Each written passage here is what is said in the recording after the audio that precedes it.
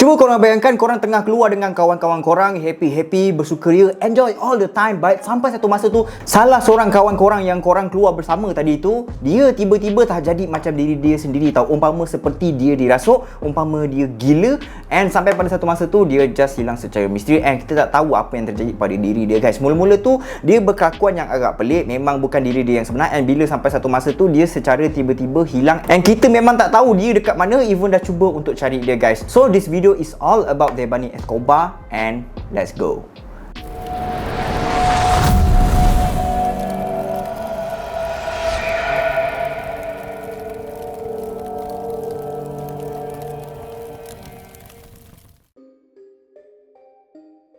Cerita yang bakal Khairul ceritakan kejap lagi ni adalah berkaitan dengan seorang remaja perempuan yang bernama Debani Susana Escobar Bazal II, ataupun nama pendek dia adalah Debani Escobar, yang di mana si Debani ni lahir pada 4 September 2003 dekat Monterrey, Nuevo Leon, Mexico. Masa tragedi tu berlaku dia berumur 18 tahun guys. Debani ni seorang pelajar yang bijak, yang di mana dia salah seorang pelajar universiti dalam jurusan undang-undang guys. Selama 18 tahun Debani hidup dekat atas muka bumi ni, dia langsung tak ada menunjukkan sebarang kelakuan dia yang kasar ke, yang pelik ke, and dia pun tak ada menunjukkan yang dia pernah mengalami perkara buruk seperti kena dera ke, kena bully ke, memang tak ada guys. So maksudnya dekat sini Debani menjalani kehidupan yang normal macam orang-orang normal yang lain guys. Yang peliknya dekat sini guys, even sebelum ni dia langsung tak ada menunjukkan sebarang tanda-tanda yang pelik dekat diri dia, tapi sebelum dia tiba-tiba hilang secara misteri tu, dia punya kelakuan dia tu memang tersangat pelik guys, and tak macam diri dia yang sebenar tau. Member-member si Debani dia cakap pada masa sebelum kejadian tu berlaku, dia punya perangai memang annoying nak mampus, and memang tak boleh nak kawal, tak boleh nak kontrol langsung si Debani ni tau. So apa yang pelik sangat tu?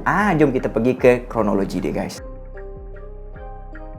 Pada 8 April 2022, pada masa tersebut jam menunjukkan berada pada pukul 11 malam, yang di mana pada masa tu Debani ni dia keluar daripada rumah dia bersama-sama dengan dua orang member perempuan dia yang bernama Sarai dan juga Yvonne. Sebelum si Debani tu keluar daripada rumah, dia memang akan tunggu member dia yang dua orang tu untuk sampai dulu ke rumah dia guys. And bila member-member dia dah sampai dekat rumah dia, barulah dia akan keluar sekali dengan member-member dia tu. So diorang ni nak keluar pergi mana? Biasalah kalau orang-orang belah sana ni, diorang kalau keluar waktu malam memang tak ada tempat lain yang diorang nak pergi. Diorang mesti pergi enjoy punya guys dekat kelab malam or pub or mana-mana pusat hiburan yang boleh bagi diorang enjoy lah. Jadi masa member dia yang dua orang tu dah sampai dekat rumah si Debani ni time tu dia tak keluar rumah terus tau. Dia macam tengah bersiap-siap lah, and dalam pada masa member dia nak tunggu si Debani tu bersiap, member-member si Debani tu pun order lah Didi Driver. Didi Driver ni adalah sebuah aplikasi yang sama macam Grab Driver kalau dekat Malaysia ni guys. Sebuah perkhidmatan yang sama macam taksi, tapi sistem dia lebih efisien lah. So bila Didi Driver tu dah sampai, ngam-ngam pula si Debani tu keluar rumah, and jadi diorang pun terus gerak menuju ke tempat untuk berparti tu. Masa diorang ni dalam perjalanan menuju ke pub atau kelab malam, diorang semua ni minta si Didi Driver tu untuk berhentikan diorang dekat sebuah kedai runcit. Tentu si Debani ni pergi beli sebotol vodka guys dekat kedai runcit tersebut, yang mana tak tahu vodka tu apa. Dia sejenis minuman beralkohol yang boleh membuatkan kita mabuk.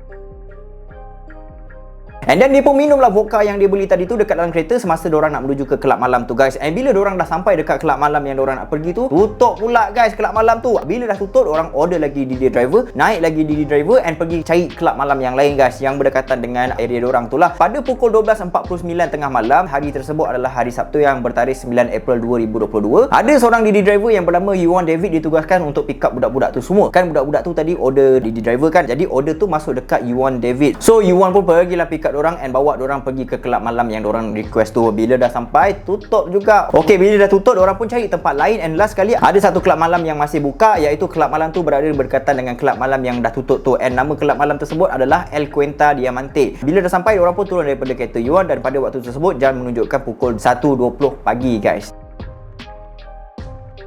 Okey, tak lama lepas tu, lebih kurang dalam 15 minit lepas diorang masuk dekat dalam kelab malam tu, Debani didapati telah keluar daripada kelab malam tersebut secara berseorangan guys. Kalau ikutkan hasil rakaman CCTV, kelakuan dia pada masa tu memang agak pelik guys. Korang nak tahu, dia keluar daripada kelab malam tu secara berseorangan, tapi masa dia nak keluar tu, dia punya body language dia ataupun dia punya gerak-geri badan dia tu kan, memang boleh nampak macam ada someone yang tengah panggil dia guys. And then dia punya reaction pun macam tercari-cari orang tu, and dia pun keluar daripada kelab malam tersebut guys. And then pada pukul 2.45 pagi, CCTV merakamkan kelibat yang di mana Debani pada masa tu telah dikejar oleh seorang lelaki guys. Time tu situation yang kita boleh nampak dekat dalam CCTV ni, Debani tak nak layan lelaki tu tau, tapi lelaki tu macam kejar si Debani ni, and lelaki tu macam tengah cuba untuk pujuk si Debani tu guys. Dia macam awak dengar dululah apa yang saya nak cakapkan. Dia lebih kurang macam itulah dia punya situation dia guys. Tapi Debani tak layan tau lelaki tu. Dia terus tang lelaki tu babe. Dalam keadaan yang macam tengah kecoh tu, orang-orang awam yang nampak benda tu terjadi, diorang pun datang dekat Debani dengan lelaki yang tadi tu untuk tenangkan keadaan diorang lah. After after that Debani dengan lelaki tadi tu bawa haluan masing-masing So based on rakaman CCTV tu nampak macam ada something wrong, macam ada yang tak kena je. Tapi tak apa, nanti Khairul akan ceritakan dengan lebih mendalam lagi guys.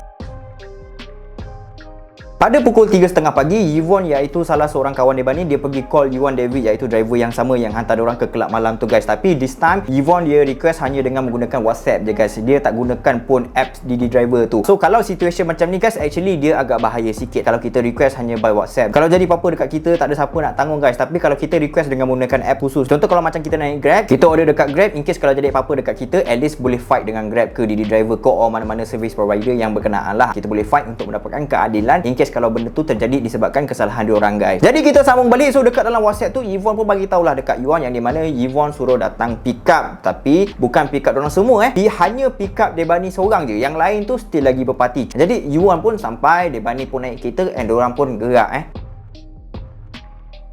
First kali benda ni confirm lah mak bapak Debani yang realise anak diorang ni tak ada dekat rumah. And diorang pun start lah call Yvonne dan juga Sareh untuk tanya berkenaan keberadaan anak diorang time tu. Yvonne dengan Sareh ni memang confirm tak tahu sebab yang diorang tahu, diorang dah suruh Yuan David tadi hantar dia balik. Betul-betul diorang pun ingat yang Debani dah selamat sampai dekat rumah dia. Mak bapak Debani ni memang tak boleh buat apa guys. Diorang terpaksa untuk buat report polis sebab diorang memang tak tahu kat mana anak diorang time tu. Dah call banyak kali tak angkat, dah cuba cari area-area dekat berdekatan dengan rumah diorang pun tak ada. No choice, police is the last option for them guys. Dengan secara tiba-tiba, phone mak bapak diorang ada bunyi notification masuk. Bila ditengok dekat dalam handphone, rupanya Yvonne yang message. And dalam message tu disertakan sekali dengan gambar Debani guys. Yang di mana gambar tu menunjukkan pada masa tu Debani ni tengah berdiri seorang diri dekat tengah-tengah highway guys So gambar ni dapat daripada mana? Yvonne dapat gambar ni daripada Yuan David. Yuan just cakap, ini adalah kali terakhir saya nampak dia. Macam itu je. Macam ada something wrong dekat Yuan ni. Tapi kita let low, kita akan ceritakan step by step guys. So apa yang pelik sangat dengan kelakuan Debani sebelum dia hilang tu? Alright, first kali masa orang semua tengah sibuk berparti dekat dalam kelab tu, dia keluar daripada kelab tu. Bila dah keluar, pak kena kacau dengan jantan mana entah. And then dah tengah-tengah pagi, dia nak balik ke rumah seorang-seorang pula, tak nak ajak kawan dia semua. And this time gambar dia berdiri dekat tengah-tengah highway. Apa hal dengan Debani ni guys? And dekat kawasan area Debani tu hilang, sebelum Debani ni hilang guys, dah ada 26 orang perempuan yang didapati hilang pada tahun yang sama guys. Tahun ni, tahun 2022. And kali terakhir diorang kelihatan pun dekat area-area situ juga, dekat highway lah, dekat kelab lah, area-area situ je. Cuma kes Debani ni agak rare sikit disebabkan oleh gambar dia yang tengah berdiri seorang-seorang dekat tengah highway tu guys. And gambar tu viral satu Mexico dan membuatkan semua orang dekat Mexico tu tertanya-tanya, apa benda yang si Debani ni buat seorang-seorang dekat tengah highway pada waktu pagi-pagi buta pula tu kan? Apa yang terjadi dekat dia selepas tu? And memang banyak gila persoalan yang timbul di kalangan rakyat Mexico. Jadi kita pergi ke tuduhan guys. Bapak Debani ni adalah seorang peguam guys. And selepas 2 hari kehilangan Debani, iaitu pada 11 April, bapak dia tu cuba untuk berhubung dengan pihak media untuk mengetengahkan atau untuk meluahkan isi hati naluri kebapaan dia tentang kehilangan anak dia tu guys. So dalam luahan dia dekat pihak media, bapak dia cakap masa Debani dalam perjalanan untuk pulang ke rumah, time dekat dalam kereta tu Yuan David tu pergi raba anak dia. And anak dia pun macam marah lah kan, and minta si Yuan David tu untuk turunkan dia dekat tengah highway. But persoalan dia, Debani ni pergi mana selepas dia turun dekat tengah highway tu, selepas dia turun daripada kereta Yuan.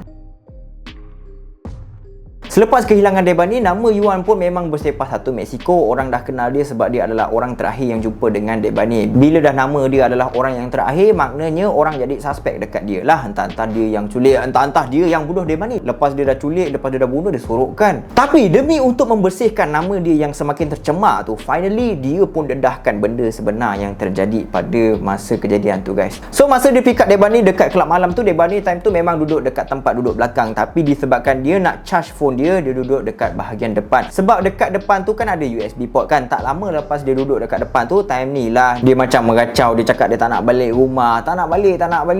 Kalau setakat meracau okey lagi. Tapi disebabkan si Debani ni pergi main pukul-pukul, tarik-tarik tangannya si Yuan tu, dia pun terpaksa berhenti. And at that time terus WhatsApp Yvonne. Dia bagi tahu dekat Yvonne yang di mana dia bagi tahu, dia cakap macam gini kak, dia ni meracau-racau lah, tak nak balik rumah, siap pukul-pukul lagi ni. Saya rasa saya tak boleh lah bawa dia ni balik. Saya tak nak jadi apa-apa apa masalah nanti. So masa dia berhenti tu, Debani ni pun keluar daripada kereta and Yuan terus ambil gambar, yang di mana gambar tersebut adalah ketika Debani tengah berdiri dekat tengah-tengah highway. Time tu jam dah menunjukkan pukul 4.30 pagi guys. Sebelum dia turunkan Debani tu, dia ada cuba untuk minta nombor telefon maknya si Debani tu tahu. Tapi si Debani ni dia tak nak bagi guys. So bila Debani dah keluar daripada kereta, time tu Yuan fikir, ni kalau aku paksa dia masuk dekat dalam kereta ni, kan orang cakap apa pula? Yelah dekat tengah highway mat, kan orang ingat samun ke apa ke kan, dah jadi masalah lagi nanti. So dia pun palaukan je lah si Debani time tu. Tapi sebelum Yuan gerak, dia dah boja dengan Yvonne, suruh Yvonne untuk pick up Debani tu guys. Tapi Yvonne cakap dia tak ada transport and dah pagi buta macam itu, memang tak ada maknanya nak dapat jadi driver lagi. Tapi Yvonne tak peduli, dia pun caw je. Yvonne bagi tahu dekat media pula yang di mana masa dekat kelab malam, Debani punya perangai memang bukan macam diri dia yang sebenar guys. Dia pergi pukul Yvonne, lepas dia dah pukul tu dia pergi gigit Yvonne and then pergi baling barang, pergi ludah, pergi maki hamun. Senang cerita memang lain lah. Sampai kan Yvonne dengan Sarah tu tak tahan, dia sampai menyigap. Itu pasal dia pergi Roger Yuan David tu untuk pick up Debani dekat kelab malam tu untuk pergi balik rumah dia kan. Kalau duduk sini pun macam buat semak. Masa Yuan tengah nak pick up Debani tu, Yuan tanya dekat Yvonne, apa hal dengan member kau ni? Ambil barang ke apa? Lepas tu Yvonne cakap lah, tak adalah bang, dia ni minum-minum je tadi, tak ada pun ambil barang. Kurang macam gitulah keterangan saksi semasa Debani dekat night club. Okay, first kali korang ingat tak, lepas je Debani keluar daripada kelab malam tu, lepas tu ada seorang lelaki ni kejar dia kan. Kita mesti agak lelaki ni yang culik dia, betul tak? Sebenarnya tak guys, sebenarnya bukan lelaki tu yang culik dia. Kalau korang nak tahu, masa Debani keluar daripada kelab malam tu, dia time tu berlari ke hulu ke hilir macam orang kena sampuk, lari sana sini macam orang tak ada arah guys. So bila lelaki tu nampak, dia pun kejarlah si Debani tu and cuba untuk tenangkan Debani. Tapi bila dia nak tenangkan si Debani tu, dia pula kena tendang guys. Bila orang awam nampak yang macam dah kecoh sikit tu, orang awam pun datang. Orang datang time tu bukan apa tau, sebab nak ambil botol vodka daripada tangan si Debani tu. Hype sangat budak tu, kakang minum lagi tak tahu jadi apa lagi kan lagi.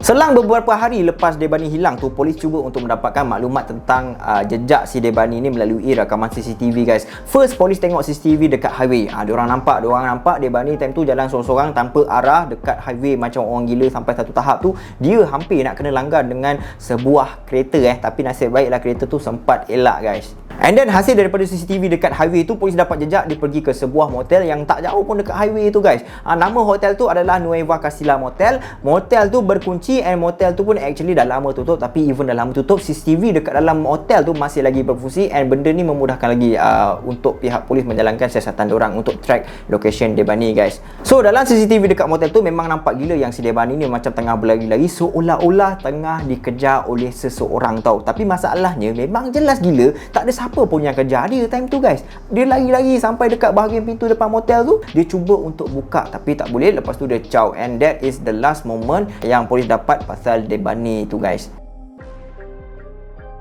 Dekat motel tempat terakhir Debani kelihatan tu kan, ada sebuah tempat takungan air tau. Tempat takungan air ni, nak bagi gambaran dekat korang, dia ada 3 lubang atas tanah tu. 3 lubang yang berbentuk 4 segi dengan kedalaman 4.2 meter macam gitu. Fungsi ketiga-tiga lubang tadi tu adalah untuk memerangkap air hujan untuk digunakan semula sebagai air untuk flush tandas ke, untuk mandi ke, lebih kurang macam gitulah. Dia kita balik air hujan tu. Lubang tu juga ada penutup tau. Maksudnya kalau diorang nak guna, diorang tak adalah air hujan masa tu, dia buka lah benda tu. Tapi kalau diorang tak pakai, diorang tutup balik tu. Tapi disebabkan motel tu dah tutup, jadi lubang tu macam mana tak tahu, boleh terbuka saja kan. Nak dijadikan cerita, pada 21 April seorang pekerja dekat motel tu call polis dengan melaporkan yang dia ada tercium satu bau yang sangat tak menyenangkan tau. Dan bau tu pula datang daripada tempat takungan air tu. Ngam-ngam pula tu heboh pasal kehilangan Debani masa tu kan. Kali ni hati dia rasa tak sedap lah, dia pun call je lah polis. Bila polis sampai dekat motel tu, polis pun check lah ada apa-apa yang pelik ke dekat dalam takungan air tu kan. Dan finally selepas 12 hari misteri kehilangan Debani Escobar pun terjawab guys, di mana dia ditemui mati dalam takungan air tu. Mati sebab lemas ke? Bukan. Sebabnya air kat dalam tangki tu cuma sedalam 1 meter je, mustahil boleh mati lemas. Tapi sebaliknya, hasil daripada pembedahan autopsi mendapati yang Debani tu meninggal sebab masa dia terjatuh dekat dalam lubang tu, kepala dia terhentak beberapa kali dekat simen dalam tangki tu dan menyebabkan dia mengalami trauma kecederaan otak guys. Lepas jatuh tu pula dia pun pengsan, dan pada masa tu dia hidup lagi tau. Sebenarnya dia masih lagi boleh bertahan selama 3 ke 4 hari macam gitu, tapi disebabkan dia masih tak sedar and tak mendapat rawatan susulan, lepas tu pula tak ada pengudaan yang baik dekat dalam tangki itu, benda itulah yang membuatkan Debani kemudiannya meninggal dunia dekat dalam tangki air itu guys.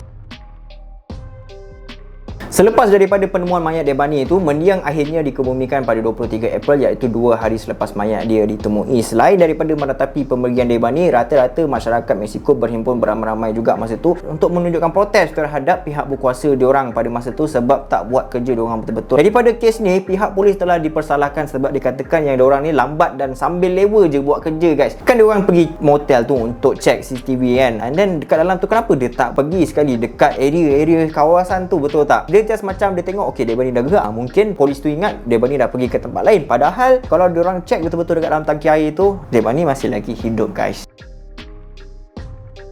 Daripada apa yang Khairul sampaikan dekat korang ni kan, kat sini memang jelas sekali lah arak tu memang bahaya, guys. Muda-muda lagi dah teruk air kencing syaitan. So nampak dekat sini bahaya gila, guys. Kadang bahaya tu kalau tak kena dekat kita pun mungkin kena dekat orang lain. Contoh kalau kat Malaysia ni, pemandu mabuk bawa kereta laju-laju lepas tu pergi langgau orang sampai mati. So the conclusion is jauhilah arak anda mampu mengubahnya. Jadi dekat sini korang beringatlah okay.